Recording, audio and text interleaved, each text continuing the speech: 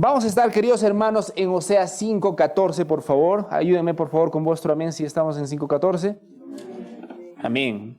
Dice así la palabra del Señor. Vamos a leerlo hasta el 6:3. Porque yo seré como león para Efraín y como leoncillo para la casa de Judá. Yo mismo desgarraré y me iré.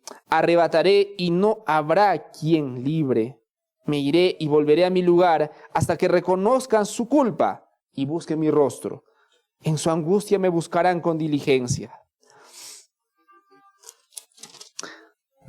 Número 6. Vengan, volvamos al Señor, pues Él nos ha desgarrado, pero nos sanará. Nos ha herido, pero nos vendará. Nos dará vida después de 2 días, y al tercer día nos levantará y viviremos delante de Él. Conozcamos, pues, esforcémonos por conocer al Señor. Su salida es tan cierta como la aurora. Él vendrá a nosotros como la lluvia de primavera que riega la tierra. Amén, hermanos, vamos a orar. Padre Santo, gracias, Señor, por tu gloriosa palabra. Gracias, Señor, por todas las verdades, todas las grandes verdades, Señor, que has provisto en tu palabra. Gracias, Señor, porque aún nos das este día para poder reunirnos y ser edificados, Señor, por tu palabra. Qué misterio, Señor, qué gran misterio. Que tú nos hayas bendecido tan inmensamente, Señor, con tu palabra y con tu gracia. Padre Santo, te pedimos que bendigas también este momento y que tengamos corazones, Señor, que te escuchen. Corazones, Señor, que te digan, heme aquí, Señor. Padre Santo, te pedimos todo esto en el nombre de tu Hijo Jesucristo. Obra, Padre Santo, a través de tu palabra. Obra, Señor, en tu pueblo. Te pedimos nuevamente en el nombre de tu Hijo Jesucristo. Amén. Amén, queridos hermanos. El día de hoy vamos a estar en Oseas, como iba anunciando, 5:14, y vamos a estar hasta el 6:3. Y el título de la prédica es Reconociendo al culpable. Título a propósito sugerente, y dicho sea de paso, quisiera dar un poco de crédito a nuestro hermano Belisario, que me ayudó un poquito a mejorarlo y para que transmita un poco mejor lo que el día de hoy vamos a exponer. Reconociendo al culpable. Queridos hermanos, el domingo pasado el Señor está haciendo una acusación al pueblo y está procurando que el pueblo se arrepienta. La semana pasada hemos visto que Dios ha puesto aflicciones en el pueblo, y noten, tanto las cosas buenas como las cosas malas, ¿de quién vienen, queridos hermanos? De Dios. Entonces, aún las cosas malas que les estaba sucediendo, Dios estaba buscando en su pueblo que se arrepientan. Pero la semana pasada hemos visto una triste realidad. El pueblo llegó a ver que estaba en aprietos. Sí, estaba mal. Pero en lugar de buscar a Dios, ellos fueron a buscar a sus aliados políticos, digamos. Y ese es el gran error que también cometemos el día de hoy. Dios pone circunstancias. Dios puede usar nuestros errores para ponernos en circunstancias difíciles, pero nos olvidamos que Él permite todas esas cosas para que lo busquemos. Él permite todas esas cosas para que lo busquemos. Y uno de los más grandes errores que nosotros cometemos, queridos hermanos, es que tendemos a dividir: estos son los problemas que tengo en mi vida y estas son las cosas de Dios. Ese es un grave error, queridos hermanos, porque todo trata de Dios. Dios está involucrado en cada aspecto de nuestra vida. Vamos a ver a lo largo de la prédica que la tendencia del ser humano, hermanos, es esperar a que vengan los tiempos buenos. Voy a esperar a que se calmen las cosas para buscar a Dios. Y malas noticias, ¿cuándo creen que llegan los buenos tiempos? Nunca llegan los buenos tiempos, normalmente. Nunca llegan los buenos tiempos para buscar a Dios. Y es entonces cuando debemos reconocer que nuestro Señor, nuestro Padre Celestial que nos ama, permite aún nuestras aflicciones con la intención de que lo busquemos. Sí, hermanos, con la intención de que lo busquemos, porque es el mejor lugar donde podemos estar, al lado de nuestro Señor. Amén. Pero nuevamente, la semana pasada estábamos viendo una triste realidad. La triste realidad de que Dios había permitido ciertas cosas en su pueblo, y el pueblo, en lugar de buscar a Dios, buscó cualquier cosa menos a Dios. Entonces nuestro Señor sigue apretando, digamos. Y aquí en el versículo 14 sigue indicando lo que va a hacer. Dice: yo seré como león para Efraín. Estamos en el 5:14. Como leoncillo en la casa de Judá, yo mismo desgarraré y me iré. Arrebataré y no habrá quien libre. Noten, hermanos, cómo el Señor promete estar en contra de su propio pueblo. Y la semana pasada también estábamos hablando la gravedad de eso. Una cosa es que tengas enemigos terrenales, de aquí por allá, pero otra cosa es que Dios mismo, tu creador, tu salvador, esté en contra de ti. Pero eso es lo que está diciendo la palabra de Dios acá. El Señor promete embestirlos y utiliza esta metáfora, los voy a embestir como un león. Bueno, yo no he visto un león en la vida real, aunque hay un par en Sicuani, desde luego, allá y todo. Pero no sé si alguno de ustedes han visto un león en la vida real. Ok, pero al menos lo hemos visto en películas, ¿no es cierto? Hemos visto que son seres majestuosos. Hace tiempo yo recuerdo que apareció un video en el que mostraban en HD, bueno, en alta calidad, la imagen de cómo ruge un león. Y es estremecedor, Dios usa esta metáfora. Yo seré como un león para Efraín. Nuevamente, ver a un león de lejos es bonito, ¿no? Aún en dibujos animados es bonito. Pero, nuevamente, estar literalmente cerca de un león debería sobrecogernos, porque eso también implicaría que nos quedan pocos minutos de vida, ¿no? El Señor promete embestir como una fiera salvaje. Está utilizando esa metáfora para el pueblo. Dice, yo seré como león para Efraín. Yo seré como leoncillo para la casa de Judá. Y yo mismo desgarraré y me iré. Y noten, queridos hermanos, en vuestras Biblias hay una partecita que no quisiera que pasemos por alto.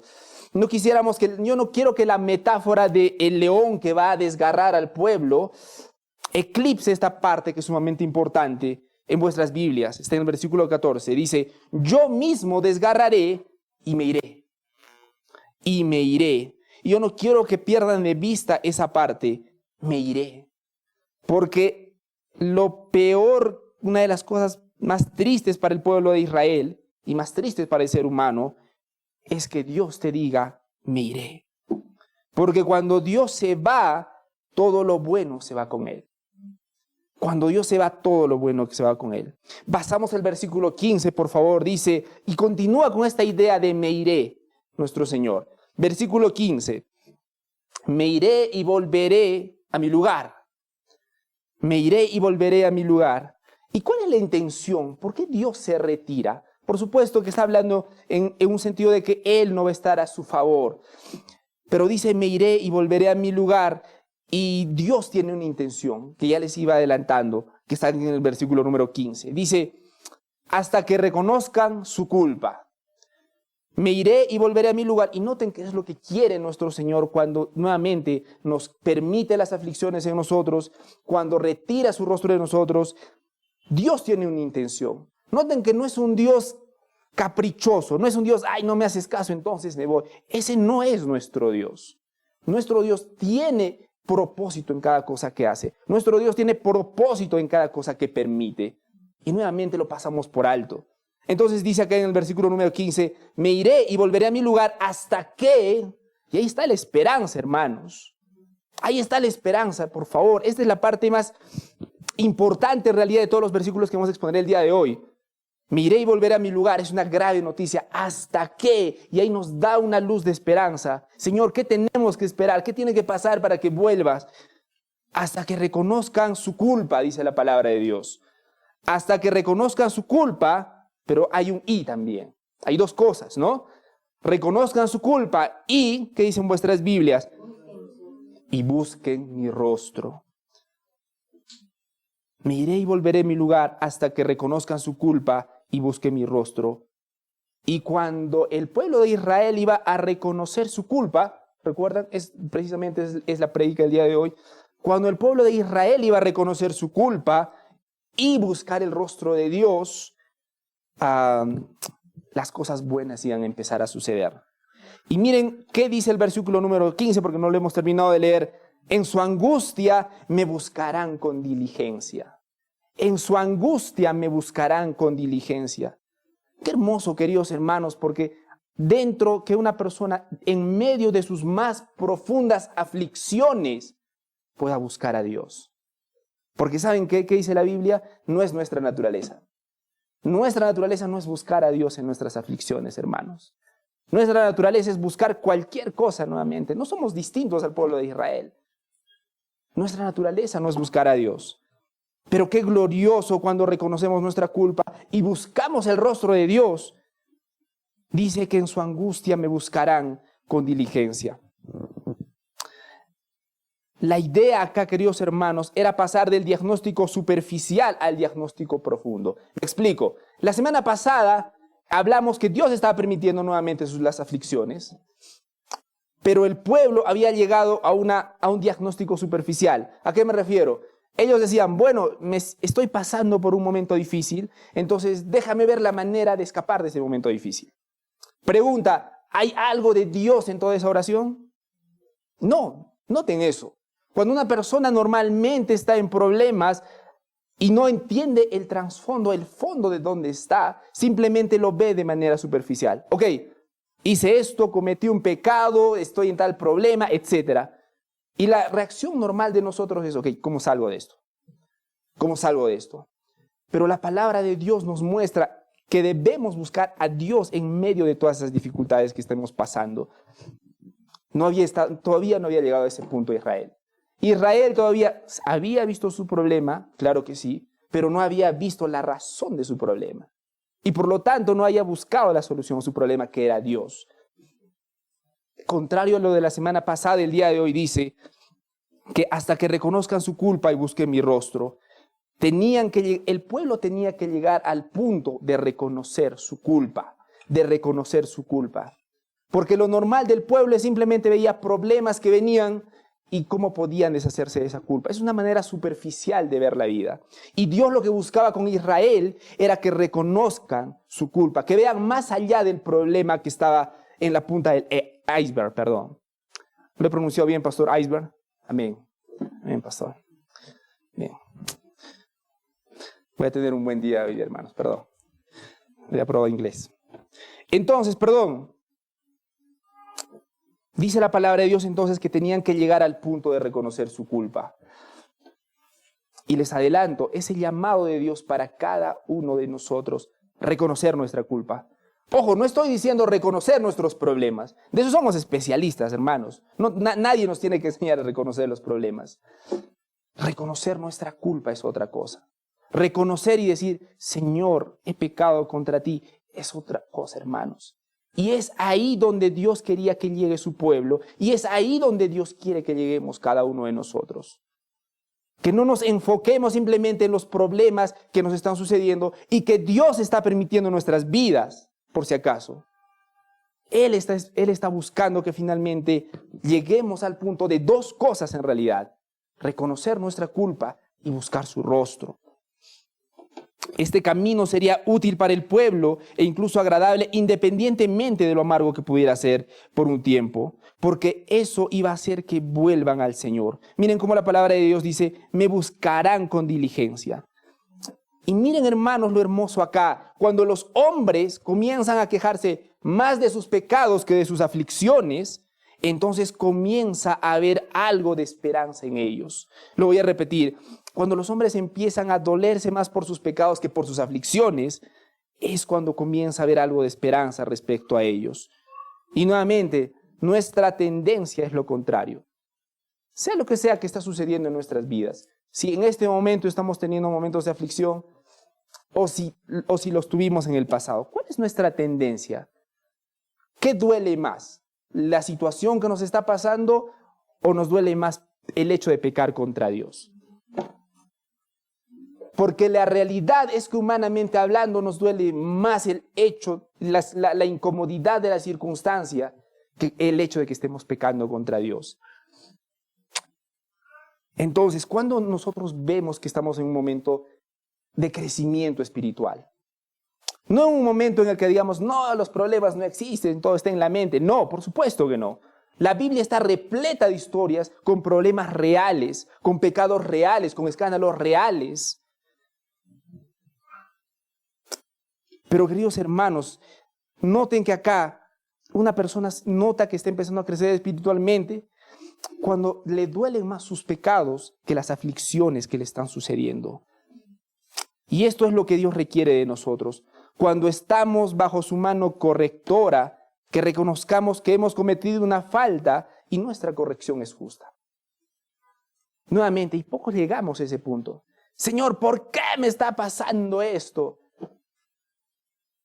Y Dios está permitiendo las cosas para que finalmente digamos, Señor, duele, pero lo merezco. Padre Santo, duele, pero lo merezco. Perdóname y ayúdame a seguir adelante.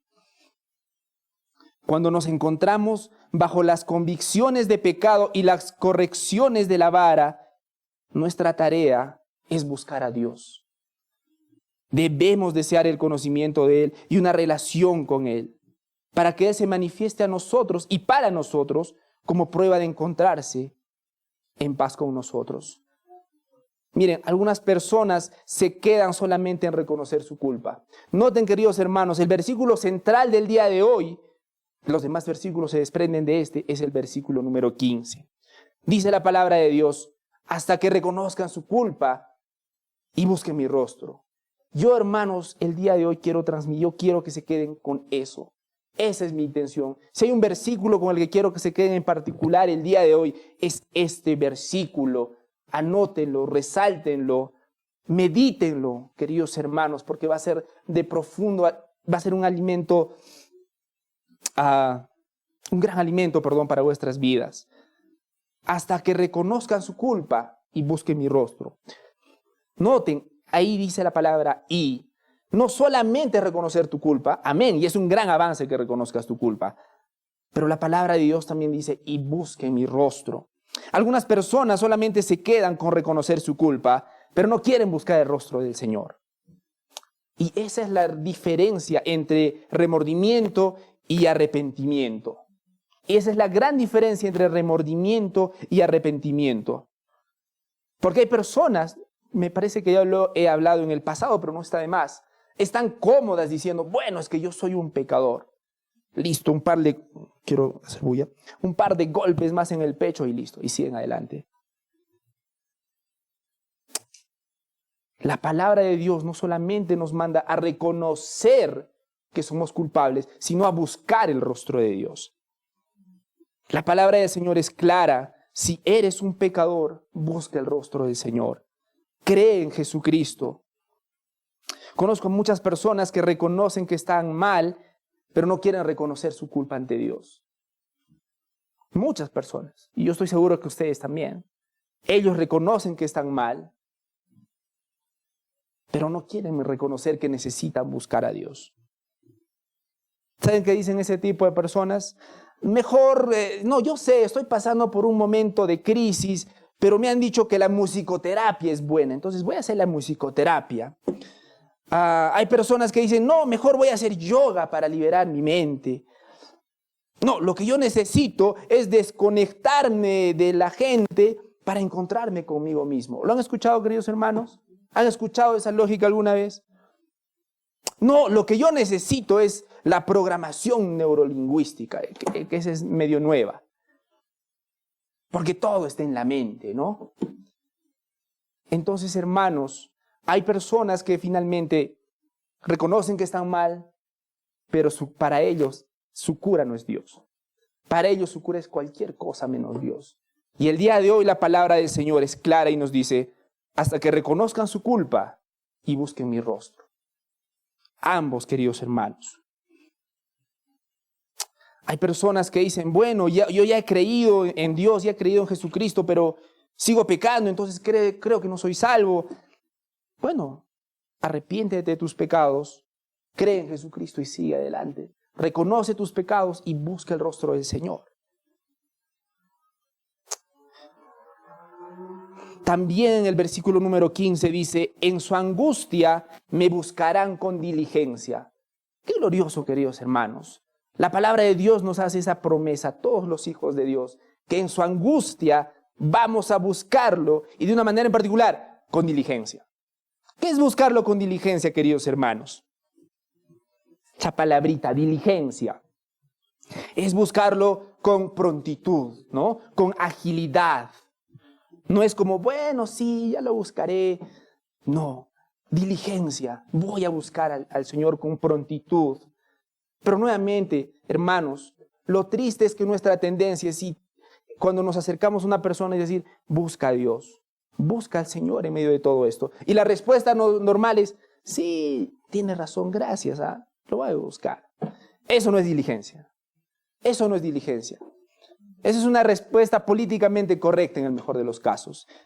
Pero la promesa de Dios, queridos hermanos, es que cuando reconocemos nuestras culpas y buscamos su rostro, dice acá que vamos a buscarlo con diligencia, con prontitud, con agilidad.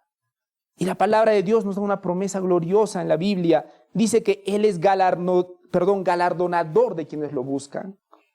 Eso dice la Escritura.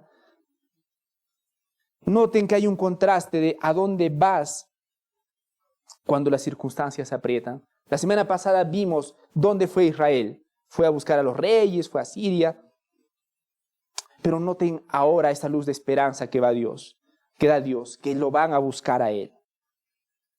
Y es necesario. Y quisiera aprovechar para citar al Salmo 119, 71. Y les recomiendo hacerlo, anotarlo y subrayarlo. Nuevamente también meditarlo, porque nos ayuda a pisar tierra en momentos de aflicción. Vamos por favor al Salmo 119, 71. Vamos por favor al Salmo 119, 71.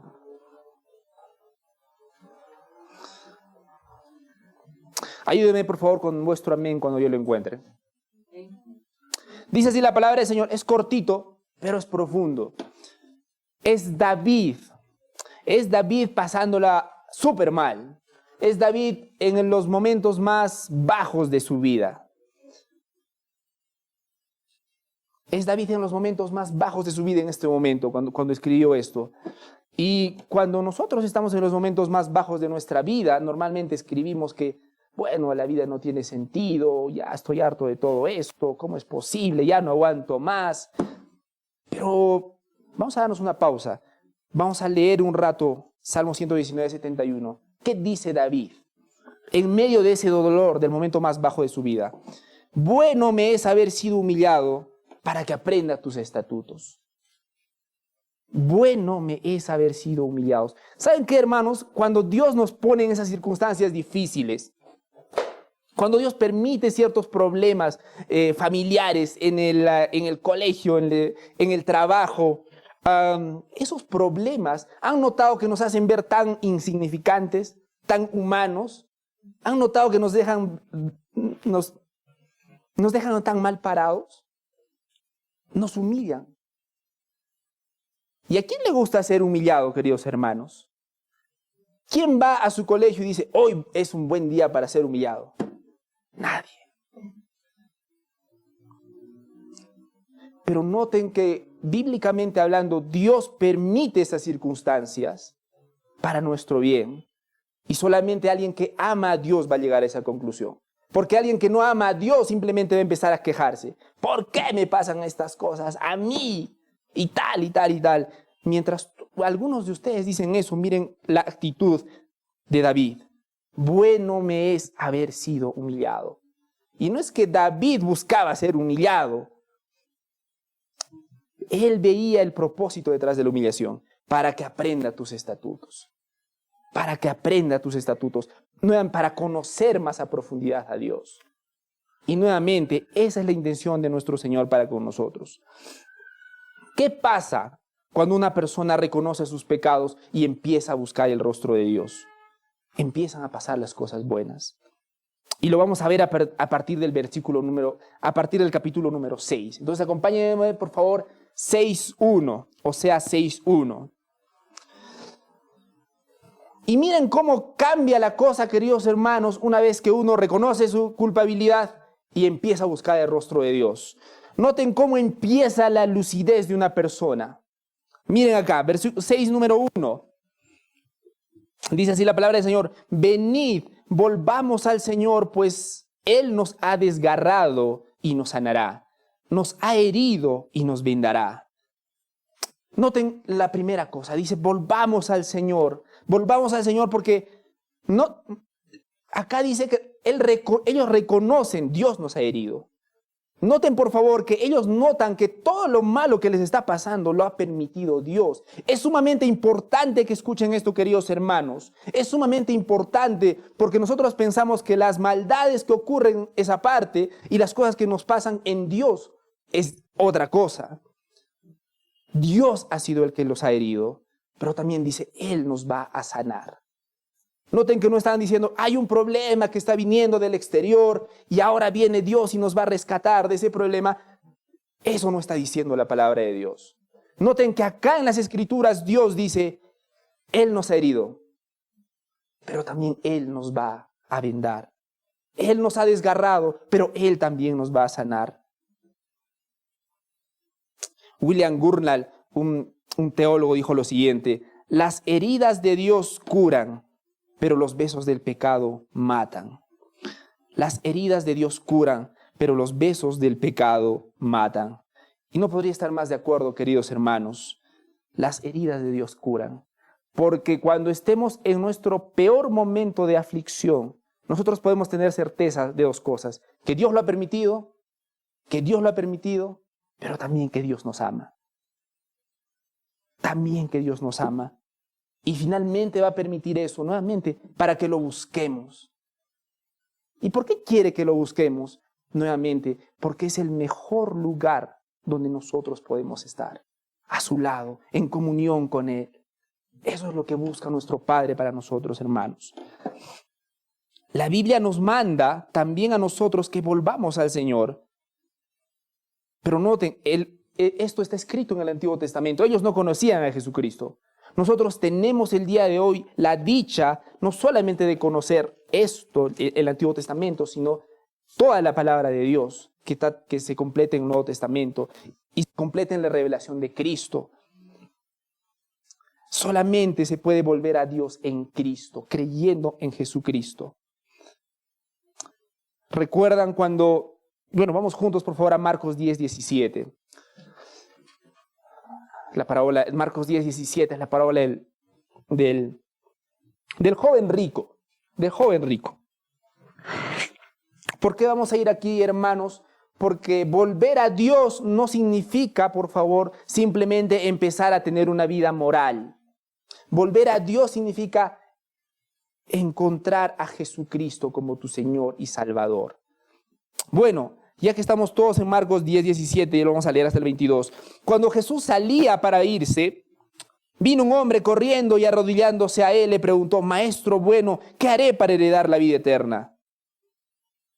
Lindo, ¿no? Qué lindo, qué muchacho tan bien intencionado. ¿Qué puedo hacer para heredar la vida eterna? Versículo número 18.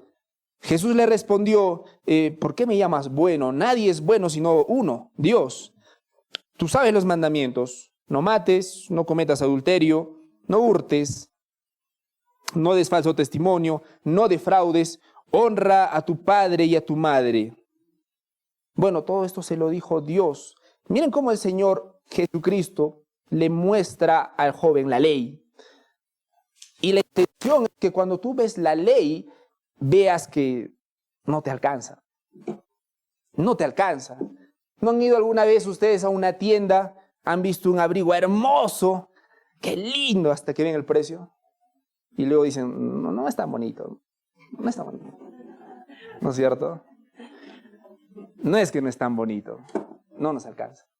No nos alcanza.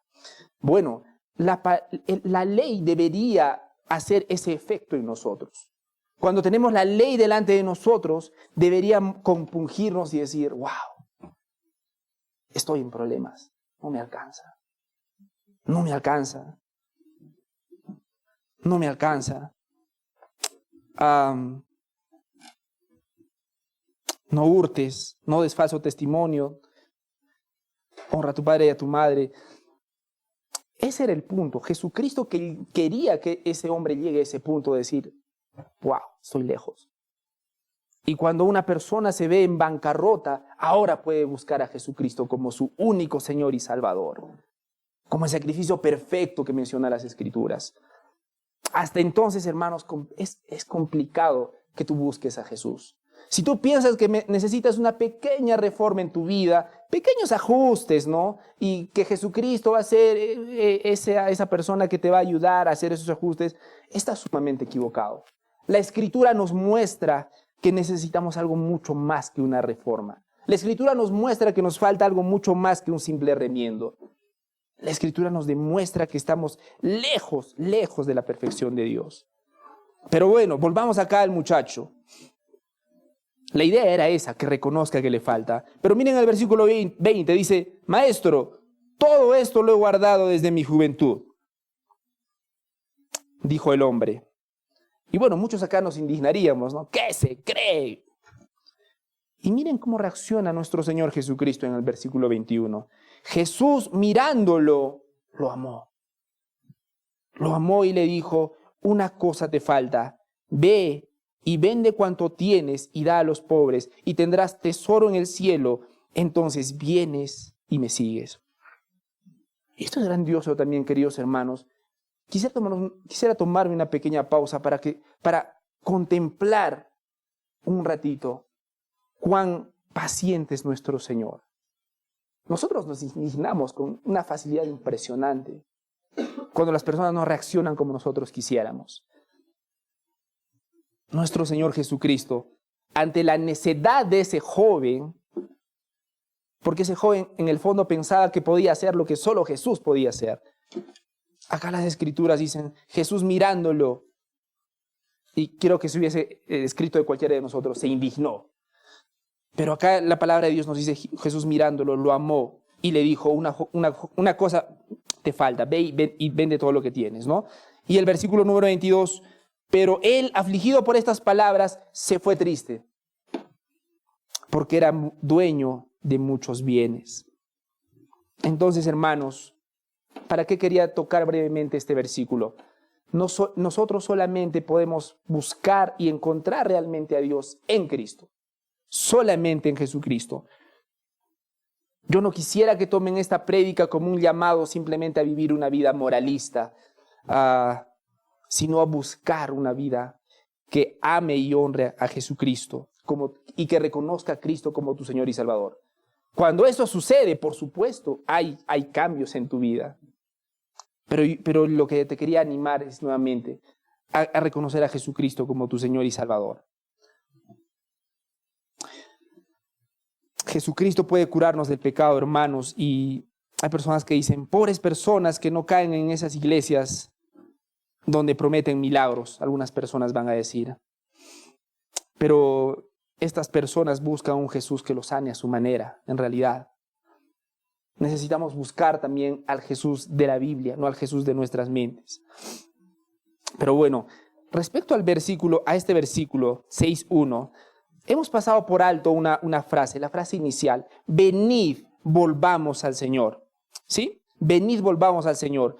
Noten que cada uno se exhorta a uno mismo y luego se exhortan mutuamente los unos a los otros. Noten que esto es escrito en plural. Noten que la Biblia acá en este versículo que está frente a vuestros ojos no dice, bueno, yo voy a buscar al Señor solamente. Dice, vamos a buscar a Dios.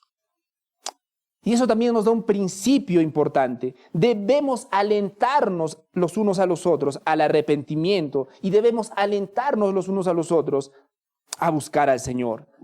Y eso también lo podemos ver en 1 Tesalonicenses 5:11, por lo cual animaos unos a otros y edificaos unos a otros, así como lo hacéis. Este es un gran principio también, queridos hermanos, que nos recuerda que la vida cristiana es una vida en comunidad. Es una vida en comunidad. Y acá la Biblia nos dice, volvamos al Señor, en plural. Y eso nos muestra ese principio. Nosotros deberíamos animarnos los unos a los otros a buscar a Dios. ¿Nosotros tenemos experiencia en animarnos en algo? No sé. En mis tiempos, bueno, cuando era más jovencito, hermanos, esa parte no era chiste, era una parte de reflexión profunda, por favor. Para jugar la pelota, ¿no? Cuando uno quiere jugar fútbol, llama a otro, lo anima, Y si el otro no quiere jugar fútbol, dice, no, es que no me da permiso. Oye, pero yo hablo con tu mamá, le pido permiso, no te preocupes. No, pero uso lentes. No, normal, te vamos a poner de arquero. ¿Han notado esas personas? Animan, buscan la manera, ¿no es cierto? Miren, ese es el mismo sentido que Dios nos manda a vivir nuestra vida cristiana. No, estoy desanimado. Oye, pero mira lo que dice la palabra de Dios. ¿Por qué te desesperas, alma mía, si en ti te he de esperar? Citarle. ¿Cuándo ha sido la última vez que hemos hecho eso, queridos hermanos? Porque eso también es motivo de una pequeña reflexión. Nuestra naturaleza es tener nuestra isla, ¿no? Nuestra isla. Y olvidamos que la vida cristiana se trata de animarnos los unos a los otros y llegar a decir acá, como en este versículo, volvamos al Señor. Animarnos, queridos hermanos. Y ese es el llamado de los unos a los otros. Cada una de las personas que estamos acá, que creemos en el Señor, nuestro llamado, hermanos, es animarnos los unos a los otros. Y no solamente decir, bueno, ¿han notado que muchas veces te cuentan un problema? Alguien tiene la sinceridad de decirte, mira, esto es lo que me está pasando. Y algunos de nosotros nos quedamos cortos, ¿no? No sabemos cómo reaccionar. ¿Les ha pasado alguna vez? Como, ¿y ahora qué te digo? ¿No? Y yo no te quiero justificar. La palabra de Dios nos dice que lo que nosotros deberíamos buscar es volver al Señor. Cada vez que suceda algo, eso, queridos hermanos, deberíamos ser intencionales en apuntar a esa persona a Dios. Amén. Volvamos al Señor en plural, en plural. Y ojo, no es una animación vacía. También lo he hablado en el pasado, pero hay una frase bien conocida. Oye, tranquilo, las cosas pasan por algo. ¿Han escuchado esa frase también, hermanos? Tranquilo, las cosas pasan por algo. ¿Esa es una animación? Sí. Ayuda a veces, por supuesto, pero es una animación vacía. Primera de Tesalonicenses 5, 9 al 11 dice, porque no nos ha puesto Dios para ira, sino para alcanzar salvación por medio de nuestro Señor Jesucristo, quien murió por nosotros para que, ya sea que velemos o durmamos, vivamos juntamente con Él. Por lo cual, animaos unos a otros, dice la palabra del Señor, y edificaos unos a otros, así como lo hacéis. Noten, este versículo está diciendo nuevamente, deberíamos animarnos unos a otros. ¿Por qué? ¿Por qué? ¿Para ser buena gente? ¿Por qué? No. Según las Escrituras dice que ese es nuestro propósito también en la vida. No nos ha puesto Dios para ira, sino para alcanzar salvación por medio de nuestro Señor Jesucristo, dice la palabra del Señor. Bueno, pasamos al versículo número 2, por favor, 6.2. Y en los versículos números 6.2 y 6.3 vamos a seguir viendo, queridos hermanos, las consecuencias positivas de reconocer tu culpabilidad y buscar el rostro del Señor. La primera cosa positiva que hemos visto es esa actitud, volvamos al Señor. Es la actitud de decir, bueno, Él me ha herido, Él ha permitido esto, pero Él también me va a curar. Lo segundo es lo siguiente, hermanos, dice, nos dará vida después de 2 días y al tercer día nos levantará y viviremos delante de Él. ¿Qué quiere decir este versículo, hermanos? Ahora, nos dará vida, se entiende, pero nos dará vida después de 2 días y al tercer día nos levantará. Eso es de pronto un poquito más confuso. ¿Qué entendían ellos por 2 días? Bueno, tenemos que recordar que en el idioma original de ellos utilizaban estas formas de hablar para manifestar algo. ¿Se acuerdan cuando Jesús dice, en verdad les digo? ¿Se acuerdan? Repite esas palabras con la intención de dar énfasis a lo que va a decir a continuación. En el mismo sentido, aquí nos dice 2 días, ¿no? Nos va a dar vida después de 2 días. ¿Qué entendían ellos por 2 días? Lo que querían dar a entender es que iban a tener una larga aflicción. Es como si dijesen, nuestra esperanza no debe desfallecer, pues Dios puede levantar cuerpos muertos de sus tumbas, no menos que restaurar la vida en un momento. Aquí el pueblo está haciendo algo muy interesante, porque si tú sabes de parte de Dios que Él va a sanar las heridas que tienes en este momento, amén, pongámonos en cuenta, todos estamos con una herida X, y la promesa de Dios es que va a sanar tus heridas. Pregunta, ¿cuándo quieres que sanen esas heridas? hoy día, ahora mismo, ¿no es cierto? Pero la verdad es que Dios muchas veces va a permitir un tiempo de aflicción por tu bien y va a llegar la sanación. Y es importante decirlo porque en este tiempo queremos todo de inmediato, queremos todo rápido, queremos todo que se haga así de rápido. Y es importante porque el pueblo entendía, va a pasar tiempo. Es muy probable que va a pasar tiempo. Han hablado los profetas y lo que todos dicen es que se vienen tiempos de aflicción. Pero ellos decían, a pesar de que va a pasar un tiempo de aflicción, de dolor, Él nos va a curar. Y esa debería ser la misma esperanza que nosotros debemos tener, hermanos. Claro, nosotros en nuestra humanidad, y lo admito, también en nuestro egoísmo, queremos que salir del problema cuanto antes, con un chasquido. Pero nuestro Señor en su sabiduría, Él va a saber cuándo sanar nuestras heridas. Y debemos confiar en Él. Porque ellos, miren a qué conclusión llega el pueblo, nos dará vida. Después de 2 días y al tercer día nos levantará y viviremos delante de Él. Algunos teólogos, hermanos, dicen que esta frase, 2 días, 3 días, el tercer día nos levantará, hace alusión a alguien que resucitó al tercer día. ¿Quién fue? Jesucristo.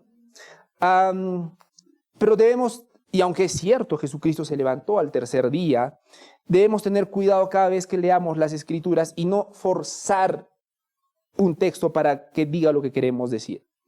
Porque hay algunos teólogos que dicen que se está haciendo una referencia, pero cuando tú ves dentro de su contexto, no está haciendo una referencia al Mesías acá, para ser exacto.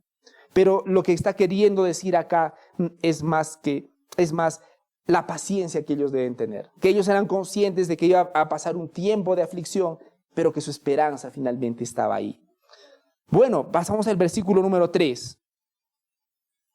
Conozcamos pues, esforcémonos por conocer al Señor. Noten, hermanos, cómo luce ahora una persona, cómo se ve ahora una persona lúcida. Miren todos los efectos que siguen una vez que una persona reconoce su pecado y busca el rostro de Dios. Conozcamos pues, esforcémonos por conocer al Señor. Y miren la seguridad que ellos tienen de Dios. Su salida es tan cierta como la aurora. Él vendrá a nosotros como lluvia de primavera que riega la tierra. Noten que la conclusión de esa esperanza no es una paciencia pasiva, si lo podría decir así, sino una paciencia activa. Noten que acá el pueblo no dice, bueno, Dios nos va a curar, entonces ya esperaremos nomás, ¿no? Ya nos curará. Acá la palabra de Dios dice que puesto que Él me va a curar, Él me va a sanar, yo quiero conocerlo más. Conozcamos pues, dice el versículo 13, conozcamos pues, esforcémonos por conocer al Señor. Su salida es tan cierta como la aurora. Entonces, hermanos, quienes vienen a Dios, una de las cosas más extraordinarias que reciben es el conocimiento de Dios mismo. Cuando determinamos vivir delante de Él, nos concede que lo conozcamos. Porque como dice Juan 17:3, porque esta es la vida eterna, conocer a Dios. Y vamos a ver que el pueblo de Israel tenía la seguridad de que eso iba a suceder. Su salida es tan cierta como la aurora. ¿Alguien tiene duda, queridos hermanos, que después de que se acueste en su cama al día siguiente vaya a salir el sol? Nadie, ¿no? Nadie está en su cama y dice, oye, si no sale el sol. Nadie. Lo damos por hecho, sí o sí va a pasar. Bueno, el pueblo de Israel está usando esa misma lógica para decir, Dios me va a curar. Sí, Él me está desgarrando. Sí, Él me está provocando tristeza en este momento. Pero de una cosa estoy seguro, Él me va a curar. Eso es tan seguro como la aurora, como dice en su palabra. Pero también utiliza otra expresión. Dice, Él vendrá a nosotros como la lluvia. Y no como cualquier lluvia, acá dice, como la lluvia de primavera que riega la tierra. En el tiempo del Antiguo Testamento, en el tiempo de Israel, noten que era la agricultura era sumamente importante. De pronto para nosotros no es tan claro porque los que vivimos en la ciudad, la lluvia simplemente es, no sé, un momento en el que te mojas y te tienes que poner a buen recaudo. Pero las personas que viven en agricultura saben la importancia de que es la lluvia, ¿correcto? Bueno, en el tiempo de ellos había dos tipos de lluvia. La lluvia temprana y la lluvia tardía. La lluvia temprana ocurría al inicio de la temporada de crecimiento y era usada para preparar la tierra para sembrar. Y después venía la lluvia tardía. Los que tienen la versión Reina Valera de 60, en esas versiones, por favor, levanten la mano. ¿Quiénes están con la Reina Valera? Perfecto. Dice lluvia tardía, ¿correcto? La lluvia tardía es la lluvia que sucede al final de la temporada de crecimiento y esta lluvia ayuda a madurar y llenar los granos antes de la cosecha. Esa lluvia tardía, queridos hermanos, era de suma importancia para sus cultivos porque esta lluvia tardía iba a ayudar a estos sembríos a madurar y alcanzar la plenitud de sus sembríos, ¿no? La lluvia tardía era vital porque aseguraba la buena cosecha. Sin ella los cultivos no iban a alcanzar su pleno potencial. Entonces, para que entendamos un poquito más, en el versículo número 3 dice, esforcémonos por conocer al Señor, porque su salida es cierta como la aurora, sí o sí va a suceder. Y cuando Él venga va a venir como la lluvia de primavera, como dicen en otras versiones, o como la lluvia tardía que están en las versiones más clásicas. Era importante porque el exilio, noten hermanos, estamos en el tiempo de Oseas, en el tiempo del Antiguo Testamento, en el Israel de ese tiempo, iban a tener un exilio. Y iba a durar buen tiempo, no iba a durar un día. ¿Cuánto ha sido la mayor cantidad de aflicciones? Todos hemos pasado en esta vida por los valles tristes, ¿no? Por momentos tristes, voy a decir tristes en nuestra vida. ¿Cuánto tiempo ha pasado? ¿Notan alguna vez alguien ha sacado sus cuentas? Para algunos es tal vez un día, que lo han sentido como un año, ¿no? Para otros es una semana, para otros más, ¿no? Pero el exilio de Israel no iba a durar un día, ni un año, ni 2 años. Iba a durar 70 años. 70 años. 70 años de exilio, 70 años de sufrimiento, 70 años bajo el yugo de un pueblo que no es de él, que tenían otros dioses y que les iban a prohibir muchas cosas. 70 años. Y en medio de eso, el pueblo dice, su salida es tan cierta como la aurora. Él vendrá a nosotros como lluvia. Y hermanos, esa debería ser la misma fe que nosotros deberíamos tener. Que en medio de la aflicción, dure el tiempo que tenga que durar, porque también está en las manos de Dios. Nosotros tengamos esa seguridad, que los tiempos buenos van a llegar por la gracia de Dios. Pero no perdamos de vista, dice, esforcémonos por conocer a Dios. Esforcémonos a conocer a Dios. El creyente debe crecer en su conocimiento de Dios. Esto lo vamos a hablar con más profundidad la próxima semana, pero quisiera adelantarles. Es importante conocer a Dios. Un teólogo hizo un resumen fascinante y se los leo. Dice, conocer a Dios personalmente es la salvación. Aumentar ese conocimiento cada vez más es la santificación. Y conocerlo perfectamente es la glorificación. Ya que fuimos hechos a imagen de Dios, según Génesis 1, del 26 al 28, cuanto mejor lo conozcamos, mejor nos conoceremos a nosotros mismos y los unos a los otros.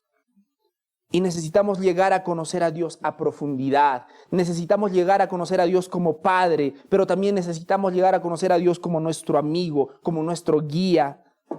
Y cuanto mejor los conozcamos, más satisfactoria va a ser nuestra vida espiritual.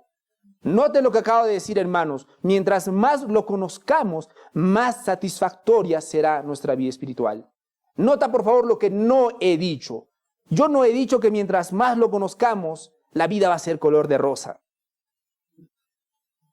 Lo que te estoy diciendo es que mientras más lo conozcamos, nuestra vida espiritual va a tener más profundidad y por lo tanto vamos a poderle dar más gloria a Dios. Y si le damos más gloria a Dios con nuestra vida, aún en medio de nuestro sufrimiento, estamos bien, porque para eso hemos sido creados. Para eso Dios ha puesto nuestros pies en esta tierra. Un hombre dijo en su lecho de muerte que no iría a encontrarse con un Dios extraño. Estaba por morir y dice, no voy a encontrarme con un Dios extraño, un Dios desconocido. ¿Y dónde has conocido a Dios?, le preguntaron. He aprendido a conocerlo en secreto, de rodillas y en mi aposento. Y sé que cuando parta no voy a encontrarme con un Dios desconocido. Que esa sea nuestra lógica también, hermanos, cuando estemos por partir. Mensaje final, hermanos, para creyentes y para no creyentes. Para los creyentes, la palabra de Dios dice, hasta que reconozcan su culpa y busquen mi rostro, dice la palabra del Señor. Pero hay muchos creyentes que no quieren reconocer su culpa. Quisiera compartirles un par de frases conocidas. No me hubiera enojado si tú no me hubieras provocado, dicen unas personas. ¿Qué están diciendo ahí? Que yo no soy el culpable de mi mal humor, eres tú. Otras personas dicen, bueno, no puedo evitar ser como soy, así Dios me ha hecho. Entonces, ¿quién tiene la culpa en esa lógica? Dios. Bueno, yo soy de tal lugar y sabemos que todos los que hemos nacido en tal lugar somos famosos porque tenemos ese temperamento. Entonces tú no tienes la culpa por ese mal temperamento. ¿Quién tiene la culpa? Mis genes. Mis genes. Hay personas que dicen, no quise hacerlo, pero esas personas dicen, me deben disculpar porque mis intenciones eran buenas, aunque mi comportamiento no lo fue. Esas personas están diciendo que tampoco tienen la culpa. Otras personas es un poco más sutil. Bueno, estaba bromeando, no exageres. Entonces, cuando esa persona dice eso, ¿quién tiene la culpa de la ofensa? Tú tienes la culpa, tú estás exagerando. Y otras personas que dicen, las personas que fueron mi ejemplo no fueron muy buenas. Mis padres nunca me dieron una buena educación. Por lo tanto, ¿quién tiene la culpa bajo esa lógica? Mis padres, ¿no? Mis padres. Y somos unos expertos en encontrar culpables. Aquí y allá. Siempre nuestro dedo va a apuntar a cualquier lado. Menos aquí. Menos al verdadero culpable. Se los digo, hermanos, porque cuando ese dedo por fin señale donde debe señalar, empiezan las cosas grandes en tu vida. Cuando reconozcamos y delante del Señor digamos, Señor, perdóname. Sí, no es la gente, yo soy impaciente. Padre Santo, no es la gente, soy yo. Es mi vanidad, es mi orgullo. Y el mismo mensaje es para nosotros. Busquemos el rostro del Señor. ¿Para qué lo hacemos? Para la misma promesa que acabamos de leer hoy día, de escuchar hoy día. Él nos ha desgarrado, pero Él también nos va a sanar. Pequeño mensaje también para los no creyentes. La palabra de Dios dice que no tendrá por inocente al culpable, hermanos.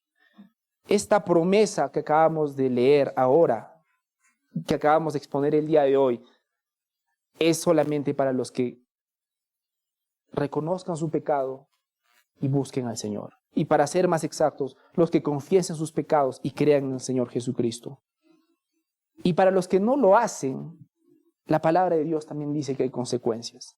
Y les voy a leer brevemente Romanos 2, del 5 al 1. Dice, pero por tu dureza, Romanos 2, 5, pero por tu dureza y por tu corazón no arrepentido, atesoras para ti mismo.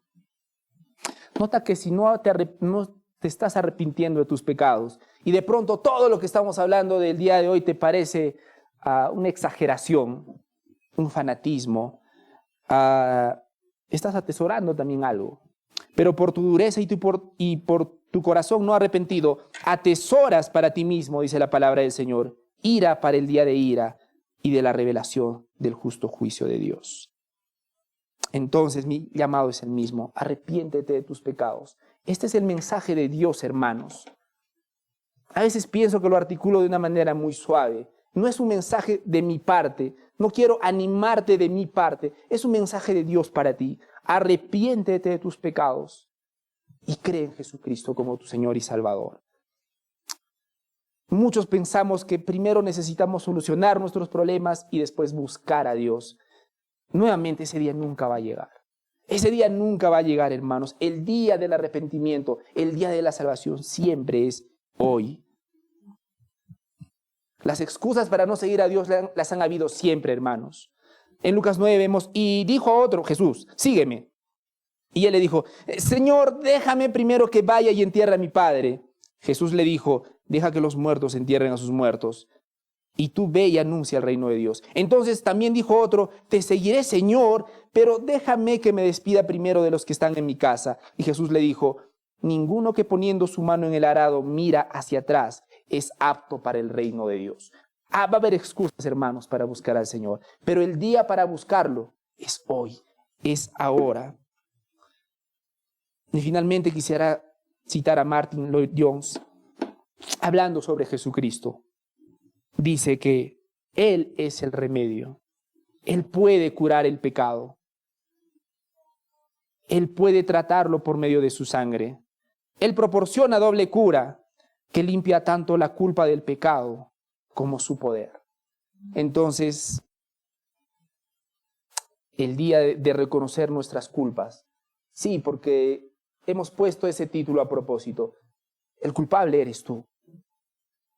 Necesitamos llegar a ese punto de decir, Señor, yo soy el culpable. Pero también necesitamos llegar a ese punto y buscar el rostro de Dios. Porque esa es la promesa y el mensaje parte de Dios para nosotros. Hasta que reconozcan su culpa y busquen mi rostro. Vamos a orar. Padre Santo, gracias, Señor, por este tiempo. Gracias, Señor, por tu gloriosa palabra, Señor. Señor, tú conoces lo más profundo de nosotros. Ayúdanos, Señor, a ver tu mano detrás de nuestros problemas.